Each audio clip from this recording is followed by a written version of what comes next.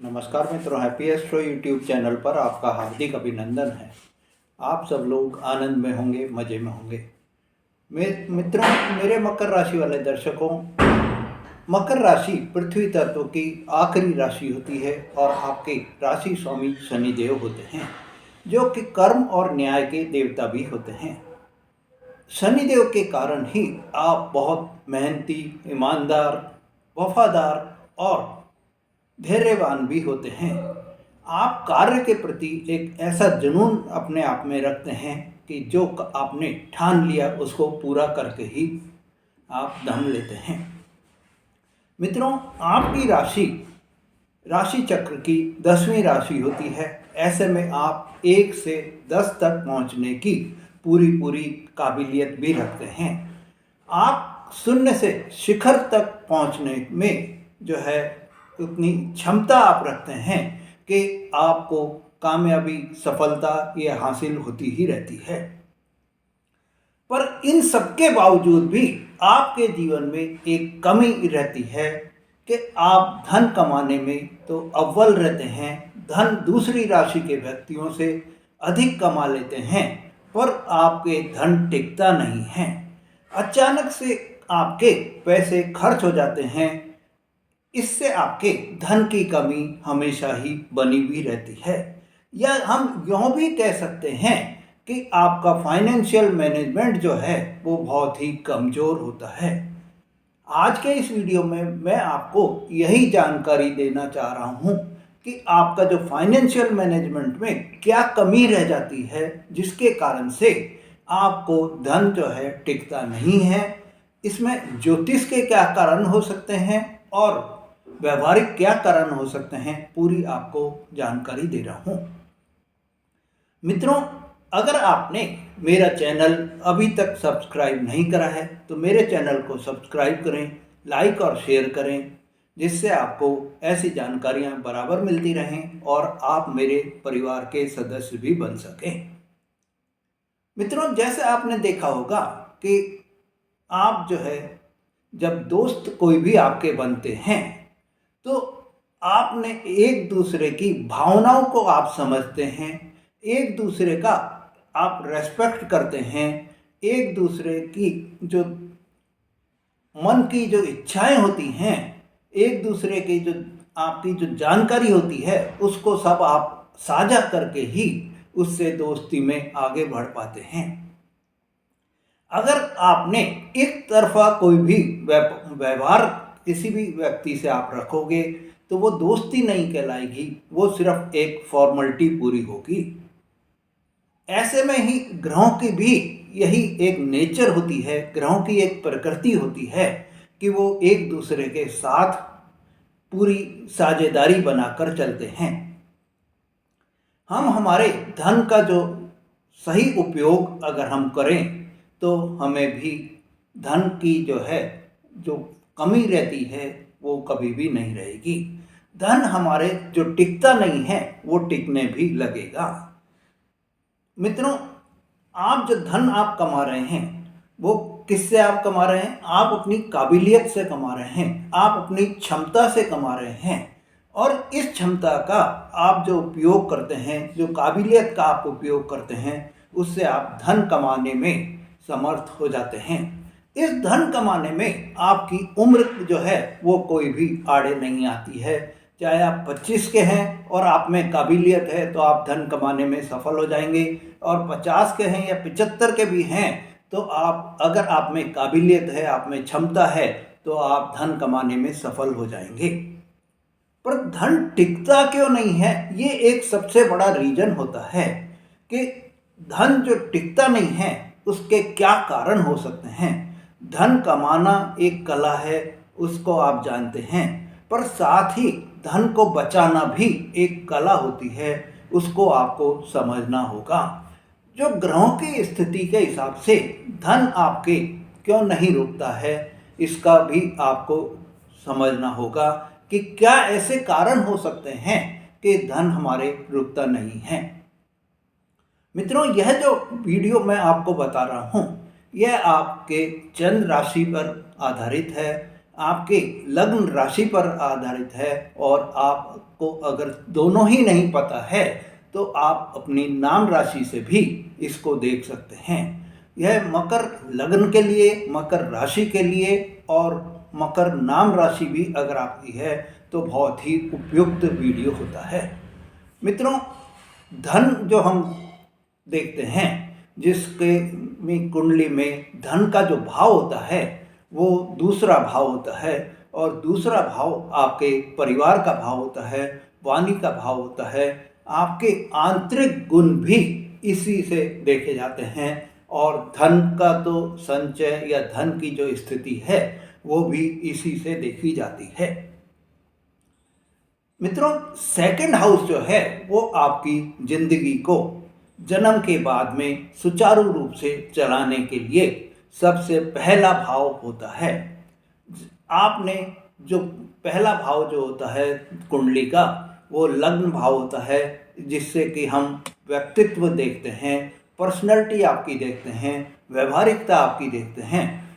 जब आपने जन्म लिया तो पहला भाव हो गया आपका, आपकी दूसरा जो भाव होगा जिसमें कि आपका परिवार भी आ जाएगा, आप कैसी वाणी बोल रहे हैं वो भी आपके इसी में आएगी, और आपको जो परिवार को चलाने के लिए या अपने परिवार का जो है कोई भी देखभाल करने के लिए धन की जो ज़रूरत होती है वो भी इसी भाव से, दूसरे भाव से ही देखते हैं।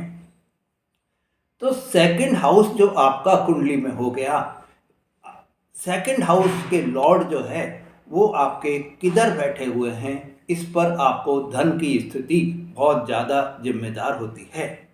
मित्रों, यह जो धन का संचय होता है उसके लिए सेकंड हाउस बहुत ज़्यादा जिम्मेदार होता है।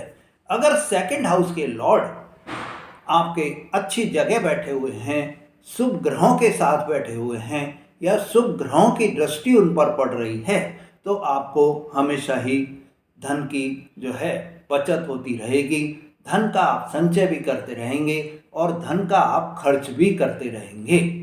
और जब आपके पास में धन का संचय होता जाएगा तो आपको करोड़पति, अरबपति बनने से कोई रोक भी नहीं पाएगा। अब हम यहाँ पर ये एक बात पे आते हैं कि मकर राशि वालों के लिए जो है धन का भाव कौन सा होगा। धन का भाव मकर राशि वालों के लिए दूसरा भाव हुआ, आपका लग्न हो गया मकर राशि और धन का भाव हो गया कुंभ राशि। कुंभ राशि और मकर राशि दोनों ही शनि देव की राशि हो गई। तो आपके लिए तो धन का भाव भी और आपके जन्म का भाव भी या लग्न का भाव भी मकर राशि होने से आपको एक ही वो हो गए कि आपके शनि देव ही आपके धन के जिम्मेदार भी हो गए, आपके परिवार के जिम्मेदार भी हो गए और आपकी वाणी के भी जिम्मेदार हो गए। मतलब कि आपके शनि देव जो है जन्म से लेकर ग्रोथ तक आपके लिए जिम्मेदार हो गए, आपके स्वास्थ्य के लिए जिम्मेदार हो गए, आपकी पारिवारिक स्थिति, आपकी जो है आर्थिक स्थिति, तीनों ही शनि देव के होल्ड में आ गई।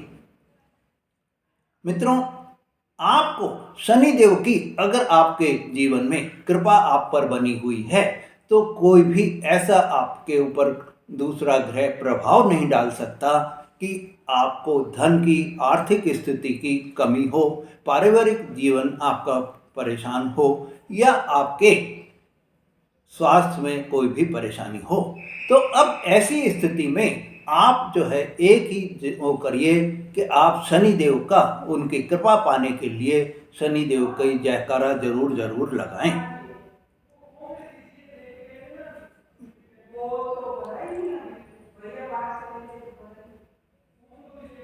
मित्रों, अगर आपने जो है शनि देव की स्थिति को समझ लिया कुंडली में, तो आपको इन सब चीज़ों से किसी भी तरह का परेशानी आपको नहीं आएगी।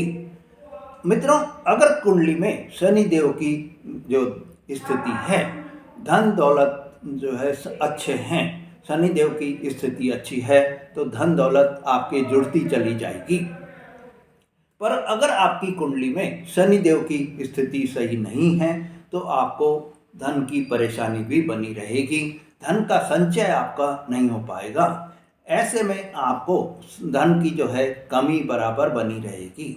अगर आपकी कुंडली में स्वयं शनिदेव आपके लग्न भाव में या आपके दूसरे भाव में बैठ गए हैं, अगर दूसरे भाव में बैठते हैं मतलब कि धन के भाव में बैठते हैं, तो आप ये मान लीजिए कि शनि देव की स्थिति आपकी उसमें कुंडली में बहुत अच्छी हो गई है। पर आपको एक चीज का ये भी एक ध्यान रखना है कि आपके जो धन का भाव है वो क्या है, कुंभ राशि का है। और कुंभ का मतलब है कि अगर आप उसके सिंबल को देखेंगे तो आपको यही वो लगेगा कि वो कुंभ में से जो है धन मतलब कोई तरल जो कोई पदार्थ जो है वो गिरता हुआ दिखाई दे रहा है। ऐसे में आपके जीवन में जो धन अगर आपको संचय करना है तो आपको एक चीज का ये ध्यान रखना होगा कि आपको धन को बांटना भी होगा। धन को जितना आप बांटेंगे यथासंभव जितनी आपकी काबिलियत है, जितना आप कर सकते हैं, उतना अगर आप गरीबों में, जितना आप असहायों में, आप मतलब गरीब कन्याओं में या गरीब विद्यार्थियों को जितना आप यथासंभव सहायता करते रहेंगे, उतनी आपकी जो है प्रगति होती रहेगी, उतनी ही आपके धन की आवक बढ़ती रहेगी और धन का संचय भी होता रहेगा। मित्रों, अगर आपके शनि देव की स्थिति सेकंड भाव में है तो यह बहुत ही शुभ फलदायी होगा। पर साथ ही अगर आपके सेकंड भाव में शनि देव की स्थिति नहीं है और वो आपके 9th हाउस में हो गई या आपके 11th हाउस में हो गई, तो 9th हाउस हो गया आपका भाग्य का भाव और 11th हाउस हो गया आपका धन का भाव, तो लाभ का भाव। तो आपके अगर 9th हाउस में हो गई तो आपको भाग्य के साथ में धन की आवक बराबर होती रहेगी और धन आपको मिलता भी रहेगा। इसी तरह से अगर आपके 11th हाउस में शनिदेव की स्थिति है तो आपको लाभ जो है होगा और लाभ से आप धन संचय करने में अपने बराबर योग करते रहेंगे। मित्रों, इसी तरह से अगर आपके 10वें भाव में शनिदेव की स्थिति है तो आपको कर्म जितना आप करेंगे, मेहनत जितना आप करेंगे, उतना ही आपको जो है धन का संचय बराबर बढ़ता रहेगा। अब आपके अगर धन के स्वामी जो कि शनिदेव आपके हैं वो 5वें भाव में बैठ जाते हैं, तो 5वां भाव हम क्या कहते हैं, माता लक्ष्मी का भाव भी कहते हैं। माता लक्ष्मी के भाव में अगर शनिदेव बैठ गए हैं तो आप ये मान लीजिए कि आपके जीवन में कभी भी धन की कमी नहीं रहेगी, क्योंकि लक्ष्मी जो है वो आपसे हमेशा जुड़ाव में रहेगी और लक्ष्मी जी का जो जुड़ाव होगा वो आपके बहुत ही अच्छा रहेगा और आपको आपके धन की कमी का कभी भी आपको आभास भी नहीं हो पाएगा। मित्रों, बस आपको एक ही चीज का ध्यान रखना है कि आपको धन का सही उपयोग करना होगा। धन का अगर आप सही उपयोग करेंगे तो 5वें भाव में बैठे हुए शनिदेव भी आपको माता लक्ष्मी की कृपा से अभिभोर कर देंगे। तो मित्रों, धनेश सेकंड हाउस के लॉर्ड अगर आपके शुभ ग्रहों के साथ में बैठे हुए हैं तो आपको बहुत ही लाभ की प्राप्ति होगी। या शुभ ग्रहों की उन पर दृष्टि पड़ रही है तो भी आपको बहुत ही अच्छे शुभ फल प्राप्त होते रहेंगे।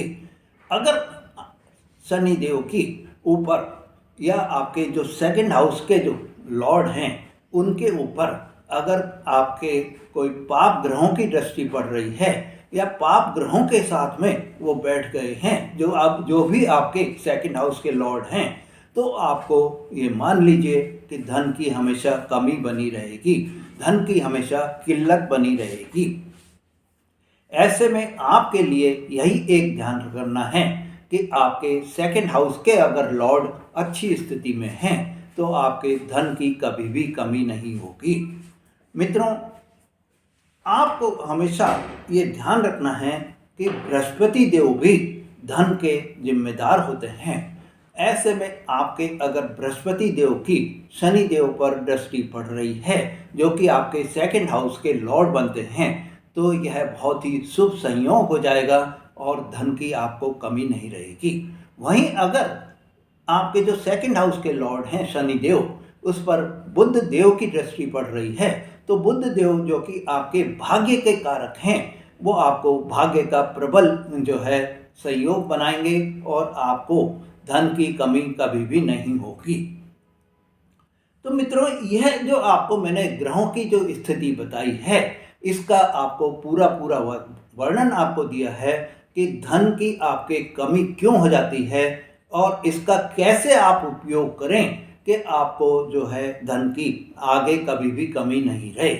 आपको सही मार्ग पर यथासंभव गरीबों की जितनी आप सहायता करेंगे, उतनी ही आपके धन की जो है वो आवक आपको बढ़ती चली जाएगी। अब मित्रों, ऐसे क्या उपाय आप करें जिससे कि आपके जीवन में जो धन की कमी है वो भी आपको दूर होती चली जाए। तो सबसे पहला जो कारण जो उपाय आपको करना है, उसमें आपको क्रोध आपको बिल्कुल भी नहीं करना है। आपको वाणी को अपनी को बहुत ही मधुर बनाकर रखना है और आपके अंदर जो एक नेगेटिविटी हमेशा ही भरी रहती है, नेगेटिव सोच आपकी रहती है, नेगेटिव विचार जो आपके रहते हैं, उनसे भी आपको दूरी बनाकर रखनी होगी। जो अगर आप इन चीज़ों से, आपकी क्रोध से, आपके वाणी को मधुर रख के और नेगेटिविटी को दूर रख के आप अपने कार्य करते रहेंगे, तो आपको जो है हमेशा ही धन की कमी नहीं रहेगी। आपके धन का संचय भी होता रहेगा और आपको हर कार्य में सफलता भी मिलती रहेगी। मित्रों, धनेश अगर आपके पीड़ित हैं या धनेश अगर आपके खराब हैं, तो आपको माता लक्ष्मी की आप पूजा आराधना करें, तो आपको हमेशा धन की कमी नहीं रहेगी। शिव जी की आप पूजा आराधना करें और ओम नमः शिवाय मंत्र का आप जाप भी करें, तो आपको खुशियां प्राप्त होंगी। हनुमान जी की आप पूजा आराधना करें और हनुमान जी को चमेली का तेल आप हर मंगलवार को चढ़ाएं, तो आपको जो है हनुमान जी की कृपा प्राप्त होगी। और हनुमान जी को संकट मोचक भी कहा जाता है, तो ये आपके सभी संकट हर लेंगे और आपको इस चीज़ से जो आपके आर्थिक स्थिति की जो परेशानी आती है वो आपकी दूर हो जाएगी। चौथा और जो आखिरी उपाय आपको करना है, वो आपको कीड़ी नगरा करना है। आप आटा लीजिए, अगर आप सातों धान मिलाकर आटा ले लेते हैं तो आपके बहुत ही शुभ फलदायी होगा। नहीं तो आप जो भी आटा है, आप चाहे गेहूं का आटा है, चाहे बाजरे का है, चाहे मक्के का है, या कोई भी आटा जो भी आपके पास है, वो आप लेकर उसमें पिसी हुई चीनी या बूरा आप मिलाकर चींटियों को, कीड़ों को आप ये डालिए। इससे भी आपको जो है जीवन में कभी भी धन की कमी नहीं रहेगी। मित्रों, आप ये उपाय करके जो आपकी आर्थिक स्थिति की परेशानी आपके जीवन में आ रही है, उसको आप दूर करने में सफल हो जाएंगे। मित्रों, अगर आपने मेरा चैनल अभी तक भी सब्सक्राइब नहीं करा है, तो मेरे चैनल को सब्सक्राइब करें, लाइक और शेयर करें, जिससे आपको ऐसी जानकारी बराबर मिलती रहे। धन्यवाद।